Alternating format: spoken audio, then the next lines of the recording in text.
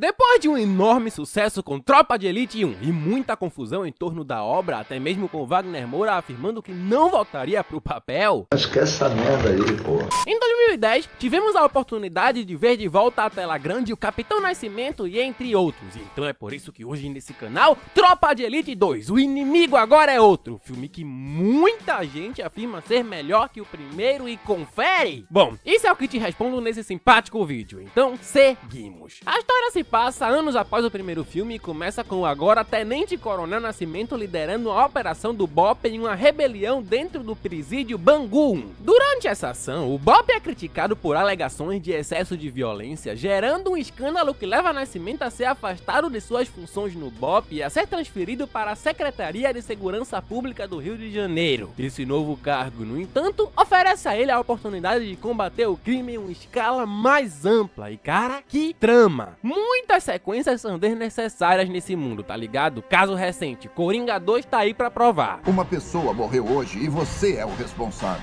Eu sei. Mas Tropa de Elite 2 não estagna, ele amplia o horizonte da coisa e não é porque é um filme do meu país, mas menor. Eles fazem e fazem muito bem, isso aqui é cinema.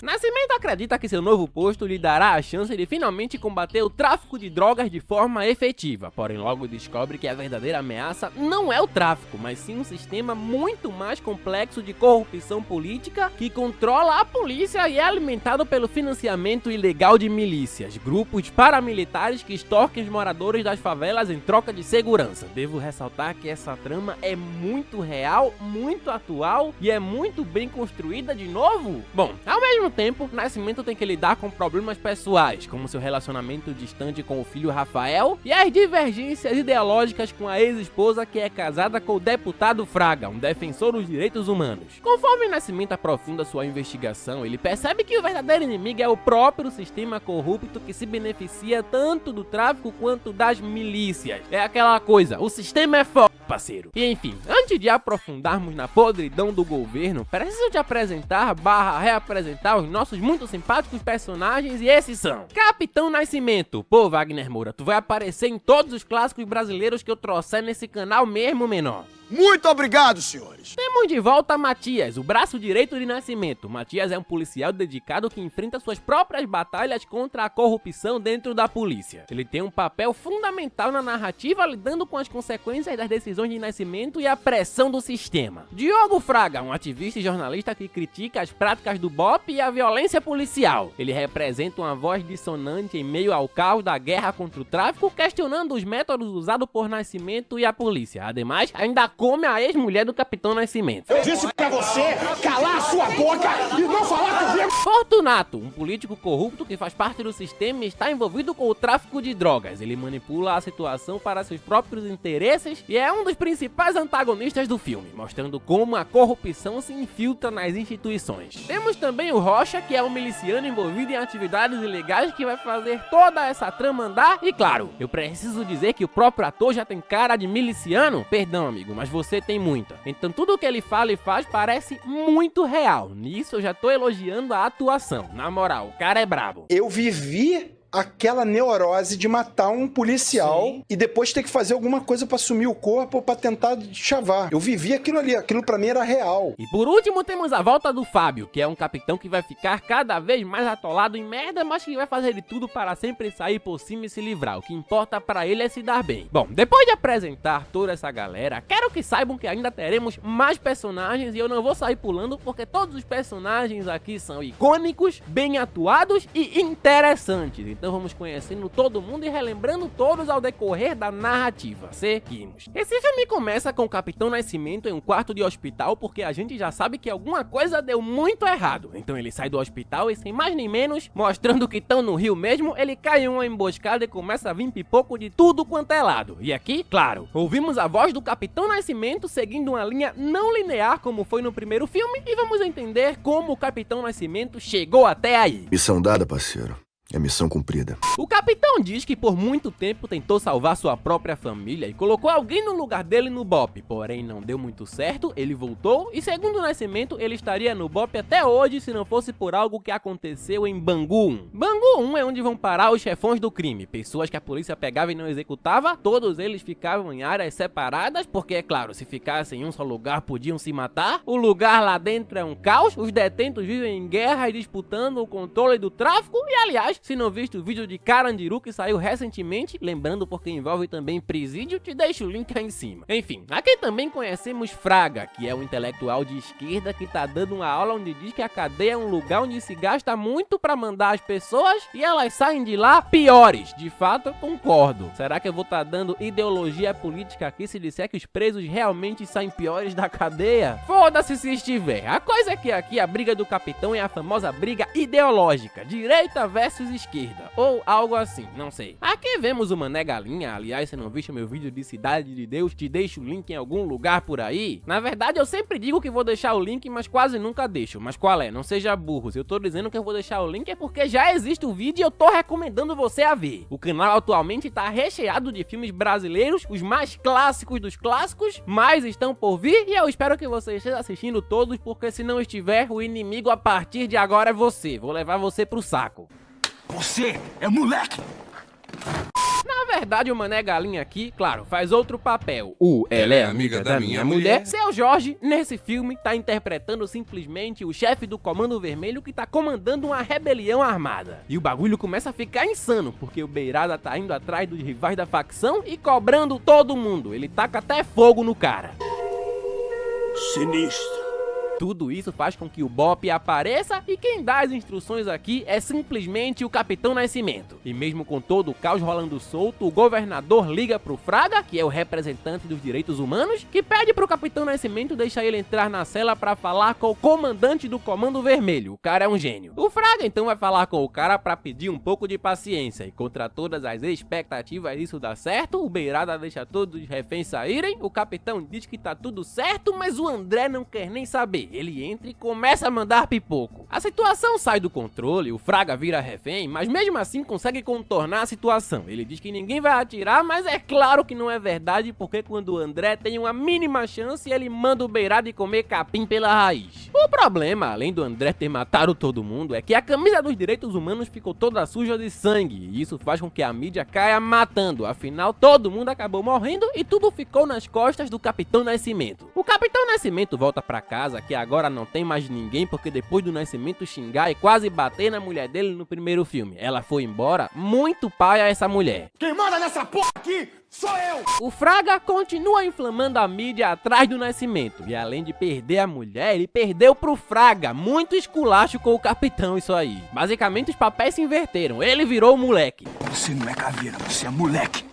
Ouviu? O pior de tudo é que o filho do Nascimento vive com a mãe e na casa do Fraga que fica o tempo todo falando mal do Nascimento. Isso deixa a cabeça do moleque sempre na merda. O Matias conversa com o Capitão Nascimento e diz que ele quer assumir a culpa por todo mundo pra não cair nas costas do batalhão. Matias é um prefeito, mas o capitão diz que não. Toda essa confusão faz com que o governador esteja com planos de afastar o Coronel Nascimento do cargo, mas aí acontece uma coisa curiosa, porque o Nascimento foi atrás do governador em um restaurante, todo mundo acabou vendo ele e como pro povo, bandido bom é bandido morto, no fim todo mundo aplaudiu o Nascimento pelo que aconteceu em Bangu e o governador aproveitou isso pra fazer média na frente de todo mundo. Aqui então conhecemos o personagem mais engraçado do filme, o Fortunato, que é uma espécie de Datena e ele apresenta um programa daquele que fala sobre casos policiais e fica o dia todo falando mal do governador e de tudo que tá acontecendo. Faca na caveira e porrada na vagabundagem! Senta o dedo!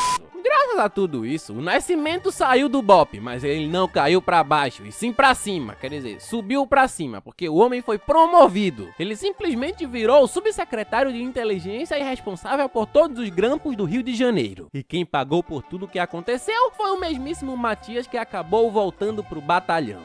Que satisfação. Satisfação, aspira. O Nascimento até pede pro governador não expulsar o Matias do BOPE, mas não deu outra. E nisso, o Fábio fica enchendo a cabeça do Matias, dizendo que o Nascimento é um traíra e não fez nada por ele. E agora, o Matias vai ter que cuidar da papelada. Então, graças a isso, ele procura uma repórter, bota a boca no trombone e fala tudo o que sabe. Graças a isso, o Matias é preso e o Nascimento vai falar com ele pra perguntar que porra é essa que ele tá fazendo. A única coisa que vai mudar com o senhor lá dentro da secretaria é o senhor mesmo. Em contrapartida, o Fraga tenta agora se eleger graças aos seus 15 minutos de fama. Bom, seguindo, o Capitão Nascimento vai levar seu filho pra lutar, mas o garoto é horrível e não consegue vencer uma luta. E quando o Nascimento vai falar pra ele ter um pouco mais de garra, o moleque diz que ele não é igual ao pai. Ele não gosta de ficar batendo nas pessoas. Ah, mas se esse moleque fosse meu filho, eu...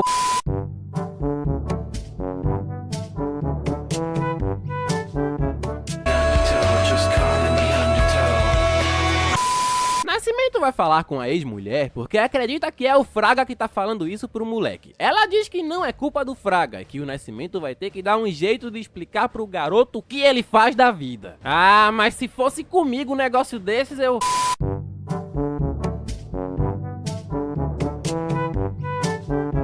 Leandra, que tentava marcá-la, perdeu o controle.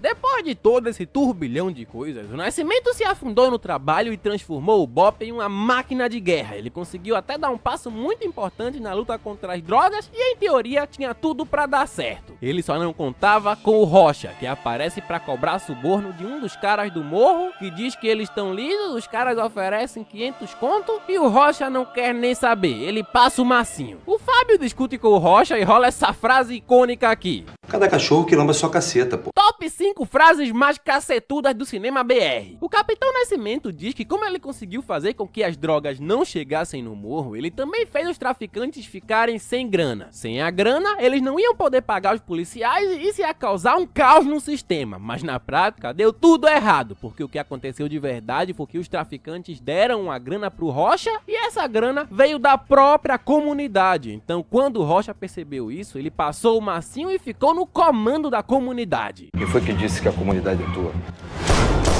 O Rocha percebeu que se ele eliminasse o intermediário, o sistema ia faturar muito mais. Então agora ele cobra uma porcentagem de tudo. Da TV, da água, da internet, do gás, rola até empréstimo. Então ele descobriu que ia ganhar mais dinheiro arrecadando na favela inteira do que arrecadando de alguns traficantes. O cara é o visionário, não tem jeito. E ele começou a passar todo mundo que não concordava com ele. Em 4 anos o sistema tomou conta de toda a zona oeste do Rio de Janeiro. Por um tempo o Nascimento pensou que o sistema estava ajudando o BOPE, só que na realidade era o BOPE que estava ajudando o sistema. O sistema é mais foda do que nunca, parceiro. E quem percebeu isso foi o Fraga, que começou a dizer que a polícia estava cobrando para defender a população dela mesma e que tudo o que estava rolando era uma verdadeira máfia. Depois de muitos movimentos políticos, nós vemos então o filho do Capitão Nascimento que foi apreendido porque foi pego com 100 gramas de maconha. O Fraga tenta conversar com o capitão, mas ele não quer saber e temos o meme. Eu disse pra você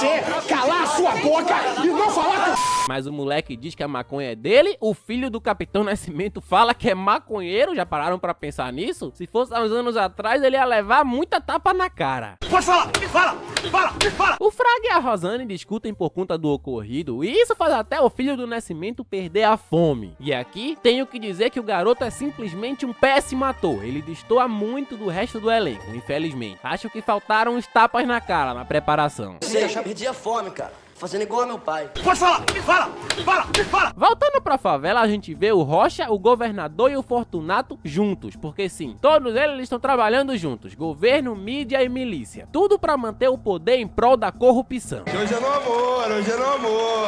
Curiosidade foda sobre essa cena, o ator que fez o Rocha, que se chama Sandro Rocha, disse que várias cenas foram improvisadas, inclusive essa, onde ele tinha que só dar um discurso dizendo pro pessoal se divertir e deu 2 tiros pro alto. alto, então a cara de susto que todo mundo faz realmente é de verdade. Fim da curiosidade foda. O Rocha então diz pra todo mundo que os 3 estão lá e que todos são fechamento deles, então só podemos chegar a uma conclusão. O sistema é foda. O Sandro e o Fábio discutem porque o Fábio diz que não tá sendo valorizado e enquanto isso tá rolando um roubo nos armamentos. O Fortunato aparece em seu programa dizendo que tem bandidos roubando armas de dentro de uma delegacia, diz que isso é terrorismo e que não quer saber de direitos humanos, porque pra ele terrorista não é gente. Ele manda ver no showzinho dele, eu tô falando sério porque ele manda até uma dança. Sabe o que é isso?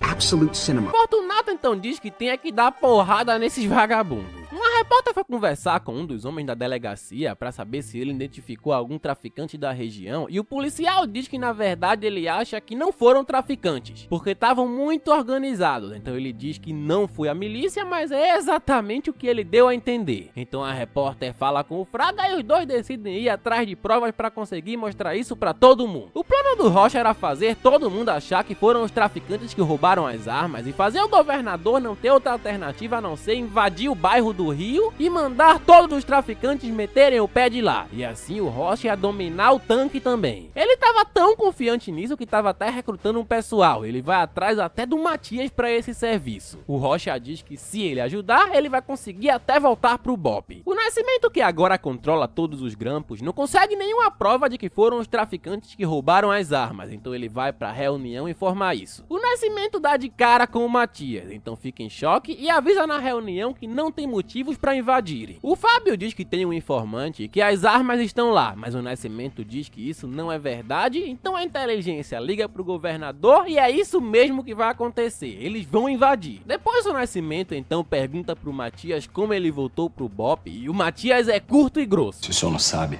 porque com certeza não foi o senhor que me ajudou. Pede pra sair! O Matias vai no bairro Tanque disfarçado de corrupto, enquanto no outro dia o BOPE invade o bairro e é muita bala pra todos os cantos e rola tiro, porrada e bomba. O plano do Matias era se infiltrar na polícia porque, claro, ele é do BOPE e o BOPE é mais forte que a polícia, então isso pegou os traficantes de surpresa. Um dos traficantes consegue fugir, então o Matias vai atrás dele, acaba pegando o traficante e dando um enquadro nele pra saber onde estão as armas da delegacia. Você te ama, porra! É, filho, e o Matias agora tá muito poucas ideias, e mesmo torturando o cara, não consegue pegar nenhuma informação porque não tem nenhuma informação pra dar, já que quem fez tudo isso foi o Rocha. O Matias começa a sentir o cheiro de merda, porque o Rocha aparece e mata o traficante, então ele diz que quer o nome do informante que disse que os traficantes roubaram as armas, e pra infelicidade de todos, ele sai andando de costas e leva um tiro, nos trazendo o meme. Que porra é essa, marreco? É, nos trouxe o meme, mas adeus, Matias. Sempre o lembraremos por ser um personagem muito da hora. O Capitão Nascimento então diz que eles têm que investigar a morte do Matias, porque alguém matou ele, mas o Sandro quer vender a ideia de que tudo isso foi uma fatalidade. O Nascimento vai falar com o Fábio e diz que vai investigar a morte do Matias, então se ele sabe de alguma coisa é melhor falar agora. O Fábio e o Rocha discutem porque tá tudo dando merda, e o Fábio diz pra ele que o Nascimento tá atrás dele, então realmente tá tudo uma merda. Quem quer rir tem que fazer rir. O Nascimento conversa com sua ex, diz que alguém matou o André e que ele vai descobrir quem fez isso. Então ele leva o moleque no judô depois pra tentar se reaproximar do filho. E não tem jeito, esse cara é um ator muito ruim. Não tenho medo de você. Pede pra sair! O Nascimento diz que sabe que a maconha não era dele, diz até que a mina que ele tava devia ser muito gostosa pra ele assumir 100 gramas de maconha pro Capitão Nascimento. Não tem priquito que me faça encarar uma dessas, menor. E depois desse momento, pai e filho, os dois fazem as pazes, eu acho, porque não dá pra entender o que esse moleque tá sentindo. Ele atua que nem o Harvey Dent de Coringa 2. O Nascimento recebe uma ligação, o filho dele escuta e pergunta se a morte do Matias tem a ver com os milicianos que roubaram as armas. O Nascimento escuta isso e fica transtornado com essa informação, então grampeia o telefone do Fraga e diz que quer ouvir tudo o que ele falar com o jornalista. A repórter vê que o Rocha tá usando a casa de uma moradora como acampamento do crime, e como ela é um poço de coragem, decide ir até a casa da mulher pra saber mais sobre o que tá rolando. A Clara, que é o nome da repórter, foi pra dentro da casa da senhora pra saber o que tava acontecendo lá. Ela diz que tava querendo alugar uma casa e blá blá blá. A coisa é que ela acha os banners do governador e depois liga pro Fraga pra dizer que encontrou os milicianos que roubaram as armas. O Fraga diz pra ela meter o pé de lá, mas essa otária decide continuar conversando no telefone e não dá outra. O Rocha aparece e acontece o pior com a Clara. E essa cena é pesadíssima, porque quando o Rocha vai matar ela, um dos homens diz que não é pra matar ainda, é pra deixar primeiro ele se divertir. Então os piores crimes da humanidade acontecem nessa cena. Até porque depois dessa cena a gente vê que eles ainda queimaram o corpo dela e tiraram até os dentes pro corpo não ser reconhecido. Pesadíssimo. O Rocha vai falar com a galera da corrupção dele e avisar que a repórter ligou pro Fraga. Então eles começam a se desentender, mas o que não sabe é que o Nascimento tá ouvindo tudo isso e tem todas essas gravações. E ele fica em choque porque descobre que o sistema é muito maior do que ele pensava. Envolver a milícia, o governador, a empresa, todo mundo. Ele se vê cercado de inimigos, porque a segurança pública tá toda na mão dos bandidos. Um dos homens do Rocha aparece pra grampear o número do Fraga, mas descobre que o telefone já foi grampeado e foi pelo Nascimento. O Nascimento vai atrás do Fraga pra tentar salvá-lo porque ele é a bola da vez, e enquanto isso, dois caras numa moto aparecem pra atirar no carro do Fraga. Mas o Nascimento tava lá pra salvar todo mundo e ele até consegue salvar o Fraga. O problema é que o filho dele acaba levando um tiro e agora o moleque tá no hospital e tá tudo uma merda. O Nascimento dá a gravação pro Fraga e vai dar uma passeada. Então o Nascimento enquadra o Guaraci, quebra ele na porrada e promete que se o filho dele morrer, ele vai matar todo mundo. Nada mais que justo. O Fraga e o Fortunato discutem porque agora o capitão tá indo atrás de todo mundo com força. O filho do Nascimento tá entre a vida e a morte e, claro, eu tenho que dizer que essa é a melhor atuação desse ator no filme porque ele fica imóvel e calado. Então parece mesmo que ele tá ferrado aí. Bom, o Rocha decide ir atrás do Capitão Nascimento pra tentar fazer ele morrer o quanto antes. Então o Rocha enquadra o capitão e o tiroteio rola solto, mas claro, o capitão consegue se safar dessa vez. No outro dia, o Capitão Nascimento vai depor na CPI e o Fortunato aparece lá pra causar e rola mais um caos. O Nascimento pede a palavra e diz que dedicou a vida inteira à polícia. Então ele diz que a PM do Rio de Janeiro tem que acabar. Conta uma história na qual o filho dele perguntou pra ele uma vez porque o trabalho dele era matar e ele não soube responder isso até hoje, que ele mata, mas que o policial não puxa o gatilho sozinho. É aquela coisa, eu só aperto o gatilho, se Deus levou é porque chegou a hora. Então ele ainda diz que metade dos deputados tem que ir pra cadeia. Na verdade ele diz que só uns 7 se safam e acusa o Fortunato de ser o chefe de uma das maiores organizações criminosas desse país. O senhor é chefe de uma das maiores organizações criminosas dessa cidade. Aliás, baita atuação do Wagner Moura. Ele fala que o Guaraci também tá envolvido nessa e ademais junto com o governador do estado. Essa CPI, junto do depoimento do Capitão Nascimento, fez com que os maiores criminosos do estado fossem pra cadeia e isso rolou a maior queima de arquivo do Rio de Janeiro. O Fortunato vai pra cadeia, vários policiais corruptos morrem, inclusive agora quem manda na porra toda é o Fábio que passou o Rocha. E no fim dessa história, tudo se repete e vai continuar se repetindo. O filme termina com o Capitão Nascimento nos perguntando quem a gente acha que sustenta isso. E aí, quem você acha que sustenta isso? Baita pergunta. E claro, o sistema é foda e ainda vai morrer muito inocente. A boa notícia, o filho do Capitão Nascimento continua vivo pra comer maconheiras gostosas. Tropa de Elite 2, o inimigo agora é outro, oferece uma crítica contundente ao sistema político e à corrupção enraizada nas instituições do Brasil. O filme revela como a violência e o crime não se limitam apenas aos traficantes, mas também se estendem ao aparato estatal, mostrando como milícias e políticos corruptos se aproveitam do sistema para obter poder e enriquecimento. A evolução do Capitão Nascimento de um combatente do crime nas favelas a um desiludido defensor da justiça dentro da política evidencia a complexidade de combater a corrupção. E o Wagner Moura manda bem pra caramba, The Oscar Go Wagner Moura já, caralho. A trama combina com uma mensagem poderosa sobre a necessidade de mudanças profundas para enfrentar os verdadeiros inimigos da sociedade. E quem pode fazer essa mudança? Nós. O orçamento de Tropa de Elite 2, que inclui o custo de produção e de comercialização do filme, foi de 14,5 milhões de reais. Metade das produtoras e outra metade financiada com incentivos incentivo fiscal, ou seja, dinheiro do próprio governo. Eu acho muito legal essa lei, diga-se de passagem, contanto que, claro, as obras sejam boas ou pelo menos tentem ser boas. E essa obra em específico, claro, é uma puta obra de arte. Nas bilheterias, Tropa de Elite 2 fez um sucesso absurdo para os parâmetros de filmes BR, 103 milhões de reais na época do seu lançamento 2010, corrigindo pela inflação. Hoje o valor chegaria a mais ou menos 172 milhões de reais. E comigo, Tropa de Elite 2 é tão bom quanto o primeiro, às vezes concordo com as pessoas que dizem que é melhor que o primeiro e comigo tem um 9. Até a próxima. Deixa pra lá, cara. Aí, você já viu um novo vídeo na televisão? Demais, eu tô ligado em tudo que tá rolando. Falou. Hã?